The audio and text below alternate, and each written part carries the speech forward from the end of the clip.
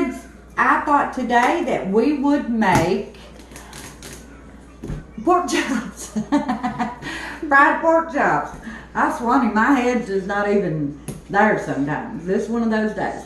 What you're gonna need is I prefer iron skillet now. The no sticks and whatnot in the oven and stuff, they do great, but I just, to me, if you're gonna fry anything, put it in iron. All right, you're gonna need plain old salt, pepper, flour. It doesn't matter if it's self-rising or not, or plain, and oil to fry them in. And then I've got 2 big packs of pork chops here. 2 big, good big packs. And these are assorted pork loin, assorted pork chops, family pack. And now I don't buy the center cut because they get too dry.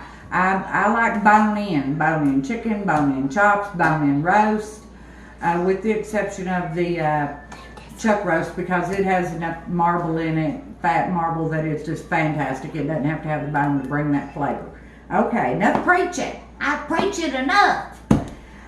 We are going to do, I'm going to do some asparagus today too. So I've got 3 big asparagus. Aren't those beautiful? So we got the asparagus, and you're going to need garlic, salt, pepper, and butter and or bluebonnet. And you guys know by now that I'm all about that bluebonnet. I've had a lot of people tell me, well, you know that bluebonnet's 50% water. Well, heck, that's great. I'm glad because I like to steam fry as I go. Makes things a little bit more tender. All right, I want to show you guys something I'm pretty excited about. This is kind of a, just to show you all, this is, of course, the Lodge, the big 12-inch Lodge that I use all the time. You can see it there. And this is what the hubs got me for my birthday coming up here in a few days. He got me another one. And and they come semi-seasoned. They say they're seasoned. And they are, but you couldn't put like anything tomato-based in this now. You would be just asking for trouble because it's going to take out the seasoning that's on it. I've never put an egg in one that's just brand new seasoned either, just barely seasoned, you know what I mean? But we're going to fry pork chops in this big bad daddy, and we're going to, in just a real short amount of time, it's going to look just like that one right there. Ready for anything you want to do to it. Cake, bake, whatever you want to do. But I just wanted to show you guys that is my brand new, I don't know, I've said it in something, Lodge skillet. And all of this was not on there. I left it sitting on the porch for 3 days. That,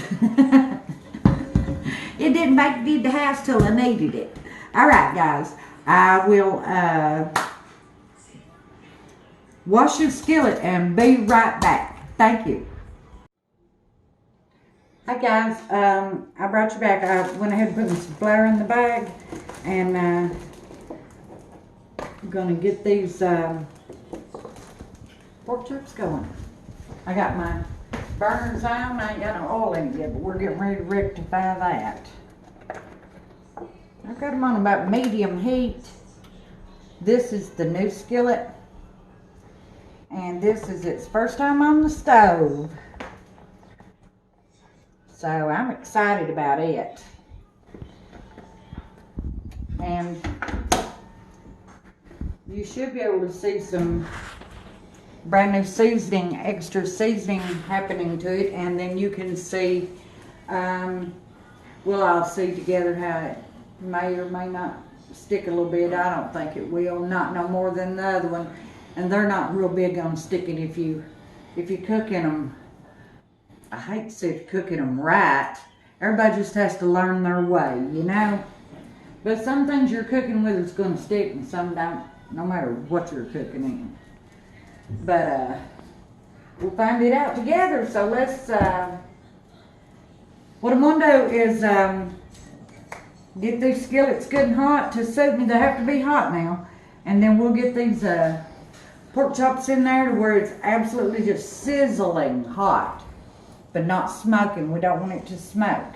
And I'll bring you back here in a few minutes. Thanks, guys. It's starting to pop, so. Okay, guys, you all have heard me say the way I test my skillets. If the heat's where I want it, is like that right there with a little water on my hands. Yes, my hands are warm. And yes, my skillets are ready. I don't want them smoking, but I want them like that. I want them popping hot. Popping hot, piping hot, whichever. But I want them hot.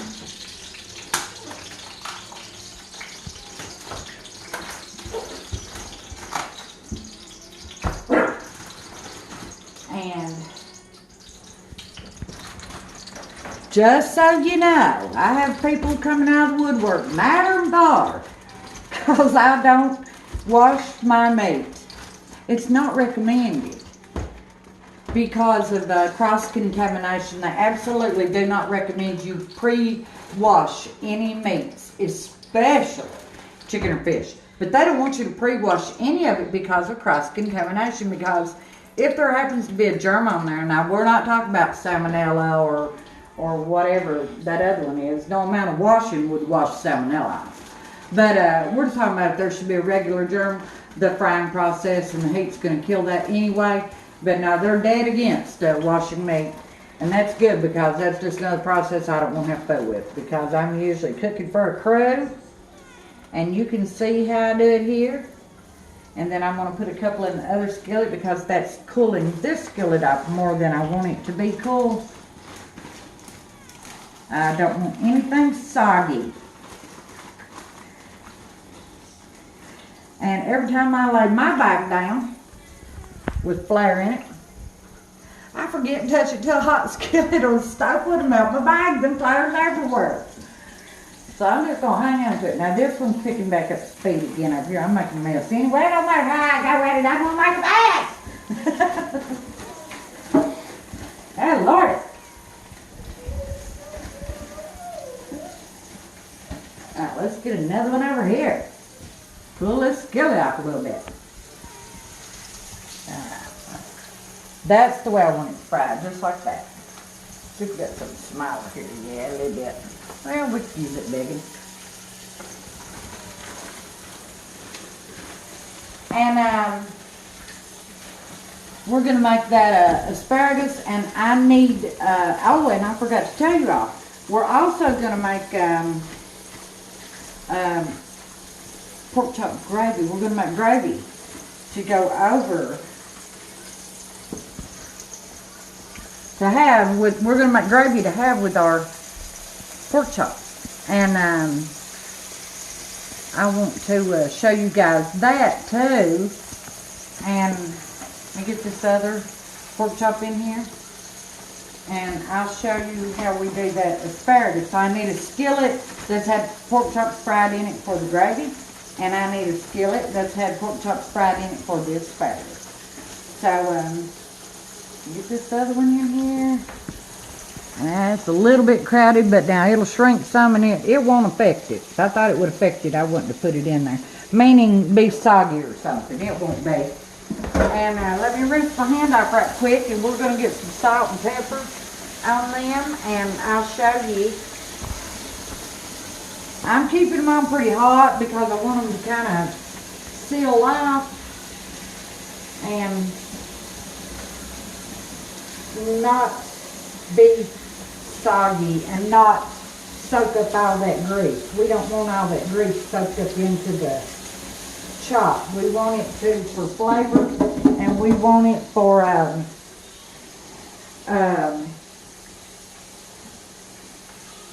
I forgot. To seal our chops and for great flavor. And now if you fry yours in Crisco or lard or whatever you use, you can use this exact same process. And now I wasn't knocking the non-stick skillets at all. I'm just saying, seems like they don't brown as well to me. I don't know, they might. I don't want to, you know, somebody think I'm knocking them, because I'm not, because I own a couple. But I just prefer a good old iron. I tell you what, if you're going to fry something, get it in iron. If you don't know how to fry it in iron or cook in iron, ain't nothing like jumping in there and learning by doing. Let me get me a fork. And I spent this whole day sounding like I'm preaching. I saw it. Let's look at it here and see. You'll see what I'm talking about. Look at that. It's already getting a good seal on it. Sure is. I'm not going to turn them down yet. This is the first one that went in on this side. It's not doing as well. But see, this side heats as large as that skillet is. This side is just the little burner, so it'll require a little bit more work. Now I want to show you something too right fast. When you have a pork chop that's like this one right here, that's trying to bow up and don't want to fry right, that's because of that gristle in it, piece of fat right there. All you got to do is stick your, see, now flatten it right out. When you have a pork chop that's trying to pull that stunt, it's like a piece of bologna. You know how you have to cut it to get it to lay flat? Pork chops are the same way. Sometimes you have one that just, it's cut that way, and that's what it wants to do. And that flattens them and lets it flatten out. And you might have to cut it more in one spot. I have to cut that in two. All right, thanks guys, and we shall return. We got a whole nother pack of pork chops to get in there. Thank you. Hey guys, I started to turn these pork chops down. I thought, you know what, I'm going to show them how you know when to turn them. On this particular skillet, do you see that bubble and boil and all that and the brown that's happening there? Come around here a little bit, you can see that brown. See it? How beautiful that is? That lets you know that something is most definitely ready to turn. Yeah, there we go. And we want them to cook, we want them to cook basically evenly, so let's get them all turned. And this skillet over here, because it's bigger, and not the skillet but the burner part is, these are getting pretty brown here, so they definitely have got to be turned. And I had turned that one and then said, well, I need to show people. But you can feel it in the pork chop, and then you can always just raise it up a little bit and look. There's just so many ways if you don't know. When it gets pretty and brown like that, it's time to turn it. Alright, we'll be back in a few. Okay guys, I wanted to show you, see how brown they are? And I'm browning them on the other side some, but you'll see I've got them turned down as low as they'll go, because it's iron. Iron gets so hot.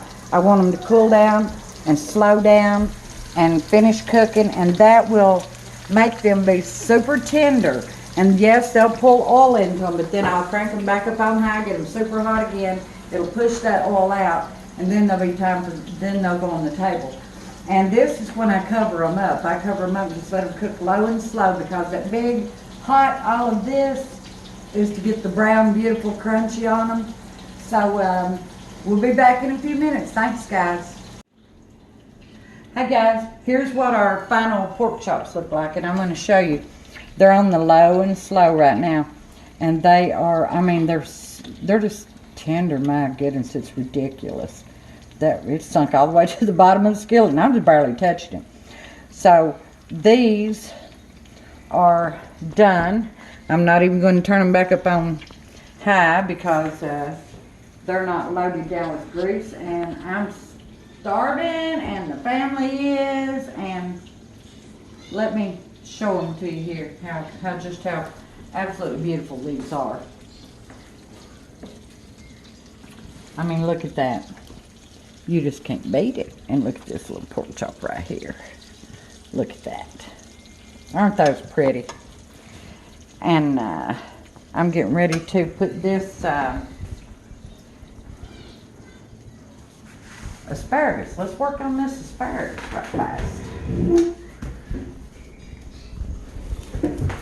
Get it going.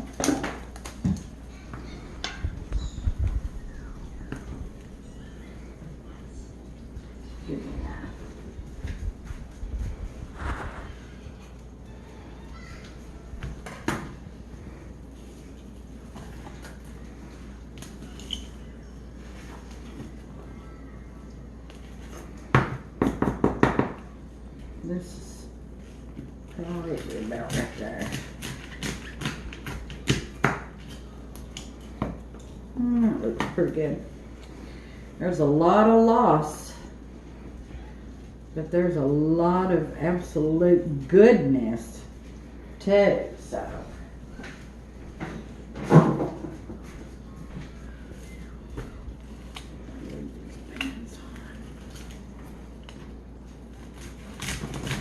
oh, this batch I can already. These are much more tender than those were, and I didn't cut them short.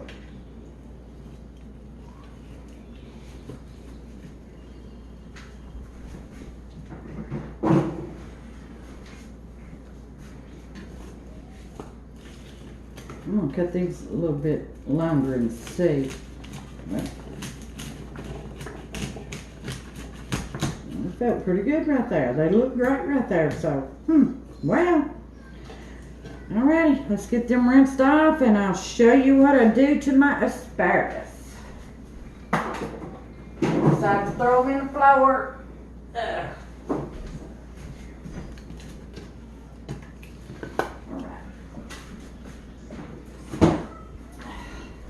I guess them can wash up the same time that I rinse my hands off.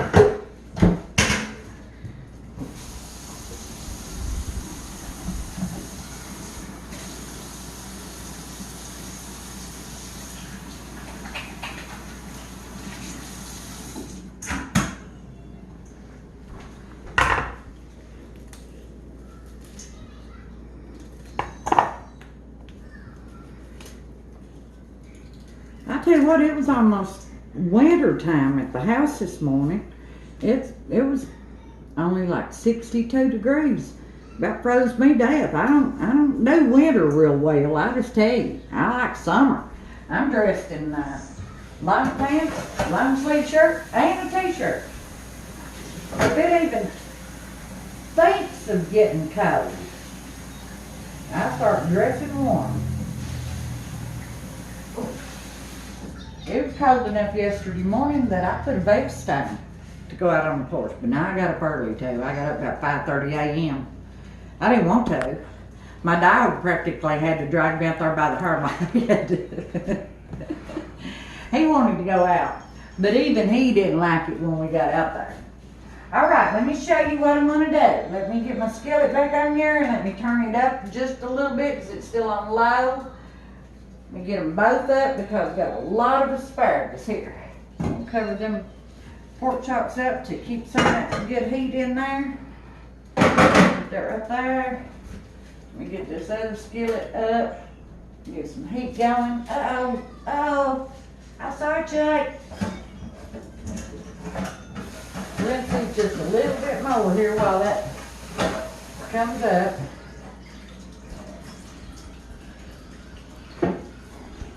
And I am going to fry my asparagus in the skillet that the pork chops were fried in.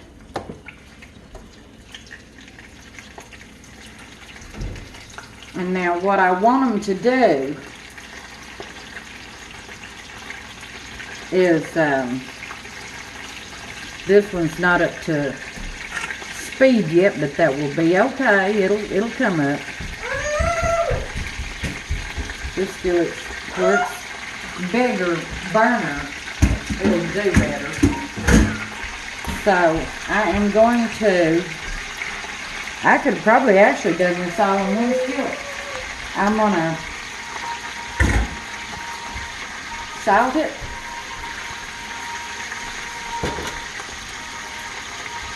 And I'm going to pepper it.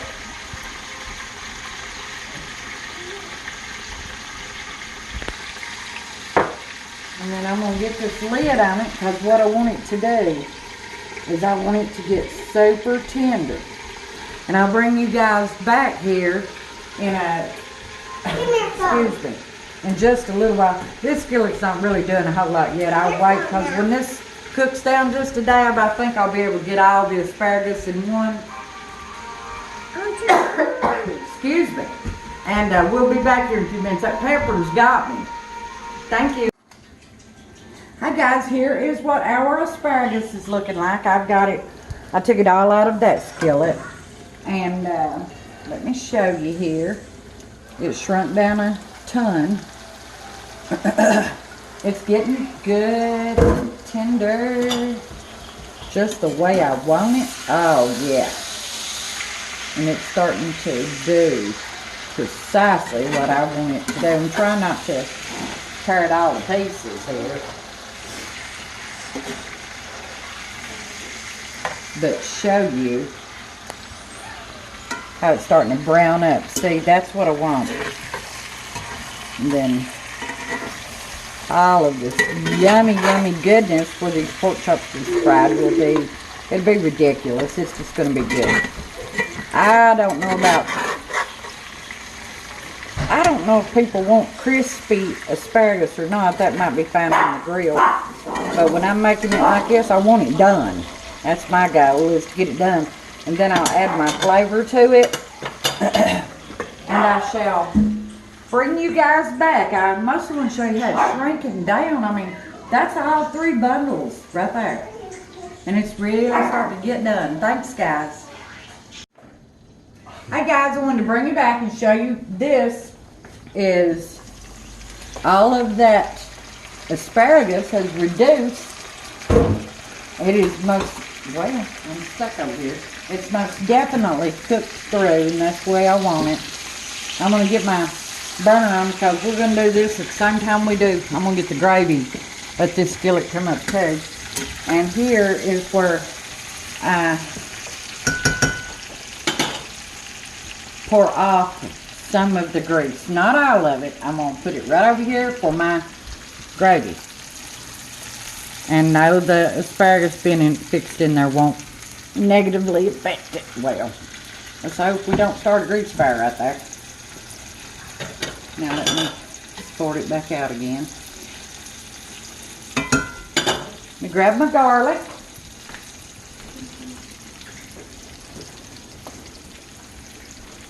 I'm going to put in just a little dab of butter to smooth it out just a little bit.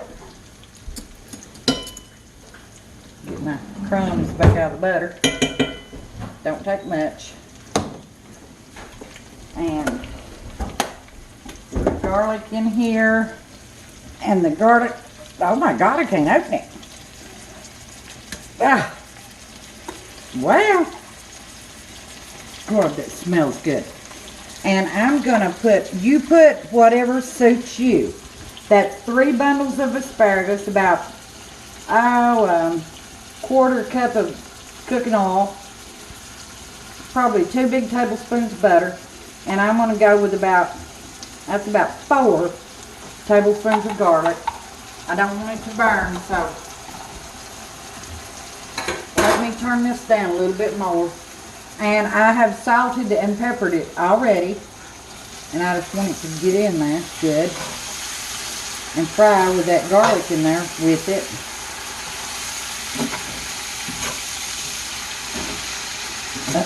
And don't worry about the brown from the pork chops. It looks burnt up, but now it's not. That'll be absolutely delicious bite in your bite of asparagus. And now here, while that's frying down a little bit, I'm going to show you what I do. I take me some flour. Well, now, like I said again, it's according to how much asparagus you have. But you see, I've got a good handful there. And I'm going to get that on my asparagus. That's why I left that oil in there.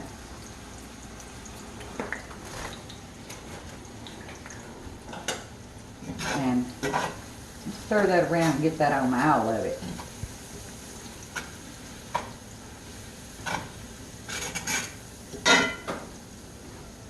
And now let's just let it fry for a while to coat that asparagus real good. And I've got it slowed down some. Now I'm going to speed it back up a little bit. And I'm getting ready to get this gravy going. It's coming up to temperature. I'm going to have a little bit more flour than what I've got.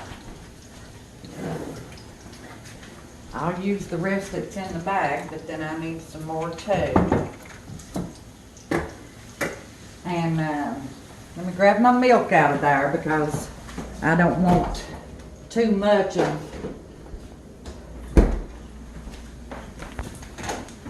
getting too thick and having to work it extra and all that when I don't have to. And I had already loosened up my skillet from frying the pork chops, and these bits are just left in there for the gravy, and it will taste so good because them pork chops was fried in that grease.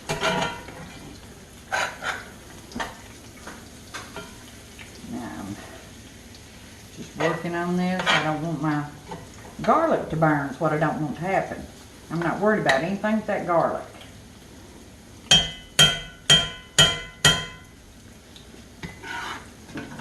This is just about where I want it to be. So let's start adding some flour.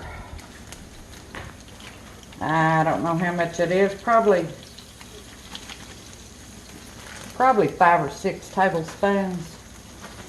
But now,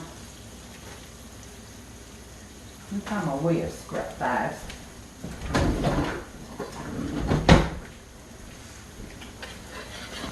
And start working this up. And now on dinner gravies, I don't like for dinner gravies to get brown like breakfast gravy. It can brown some, but I don't want it to get dark brown. Gonna have to have a little bit more flour. I'm gonna go ahead and put all that in there. That comes to probably 6, 7 tablespoons, something like that. Because I added all this extra grease. Let it just sit there and be cooking around. Let loosen them knots out of there. There it comes. It's starting to come up to temperature the way we want it to. Let me check on my... It's starting to brown. Slowly but surely, and like I said, I just absolutely don't want that garlic to burn. That smells heavenly, guys. Add a little bit more flour. That's probably another tablespoon. Since I didn't measure the grease, I don't ever measure nothing like this. I don't know. It's just trial and error every time you make gravy. But if you, not error, I won't say error, because it is in the beginning, but once you learn how to make gravy, you know, you just keep adding until it looks like it'll get as thick as you want it to after you put in your liquid of your choosing. There's another tablespoon. That's 7 or 8. Now that's going to be perfect. I'm not going to want any more. And the way I can tell the difference is the thickness of the flour that's in the grease. And when it starts boiling there, you can kind of see that it's enough flour that it will do your liquid that you add into it. It'll be okay as far as your gravy getting thick. If your gravy's watery, it's because you've added more liquid than you have flour. Can you guys see how brown that's getting? All of the flour is really starting to brown up in it. And I'm going to pull this off pretty quick. I'm going to give it another minute or two, because I don't want a piece of flour that's been in there loafing around to have a raw flour taste. I want it to be completely done. Let me check my gravy again. Let me turn it up, because I'm getting ready to add the liquid and I want it ready to go. And I've got to find what I'm going to put it in when it comes out of there.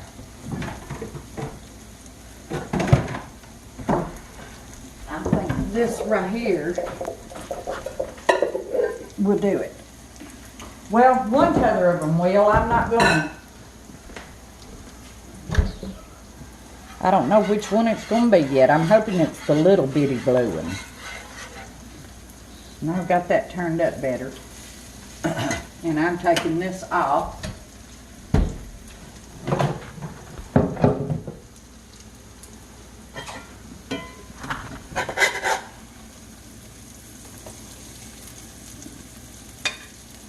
This smells so good, y'all. I wish you could smell it.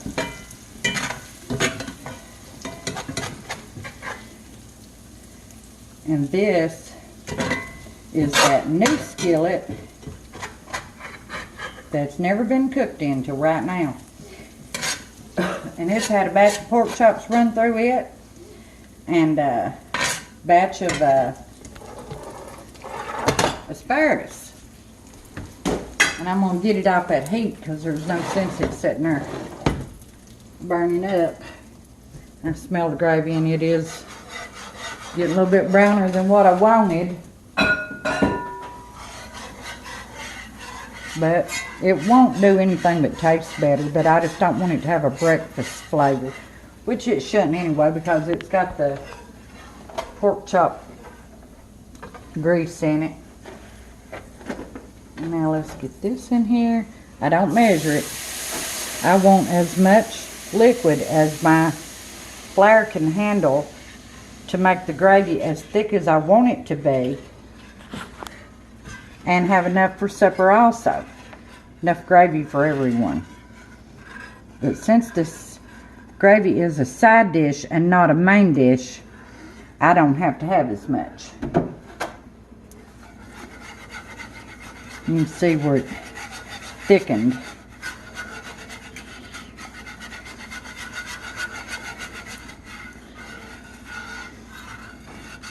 And that's where I hadn't stirred it constantly before I added the liquid to it. And it's got the bits in it too. And this gravy is going to be excellent. I got to get it off the heat.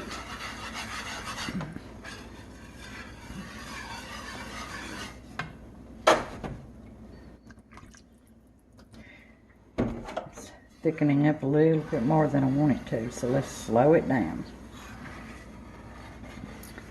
so that it will be how I want it to be. I've got all the burners off. You just have to work it, guys. Excuse me. I've got a few allergy issues.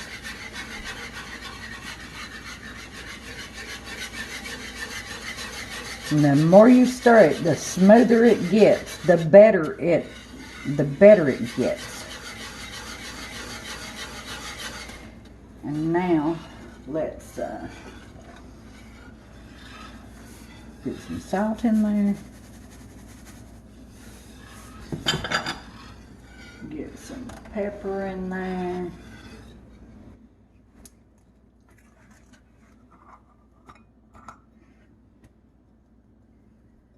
That's enough. Gravy is excellent with quite a bit of pepper. Unless it's in a really super delicate dish. Then you don't want to, put too much pepper. But this gravy is absolute gravy perfection. Now let me get a spoon and show you what we got here. Well, I don't need a big old giant spoon. I'm going to get a little old spoon. And you can see here. It's perfect. It looks thin, but it's not. It's absolute perfection. It's just what you want to put over potatoes or whatever you're going to use it with. And I'm going to get it in a bowl, and we shall return in just a little while. Thank you, guys. Our pork chops, they are so tender. And so good. Sorry, I had to have a bite. Let me cut some bread.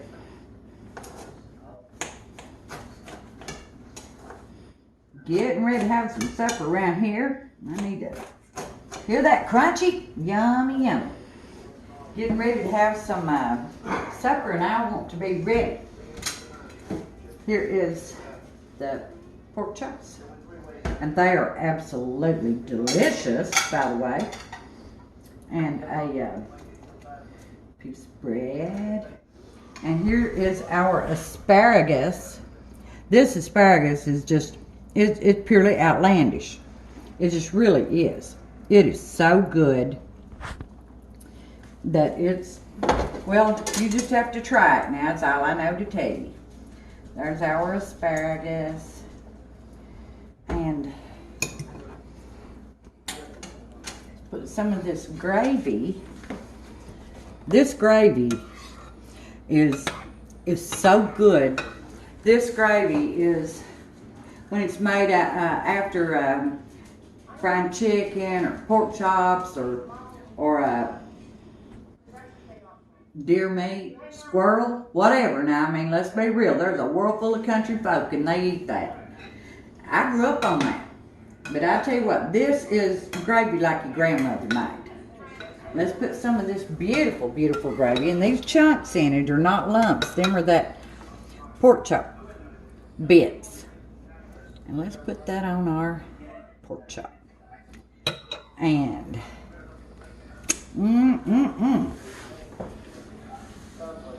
I hope that I brought something to you guys that that pleases you today in this meal, and I appreciate you and everything that you do. Until next time.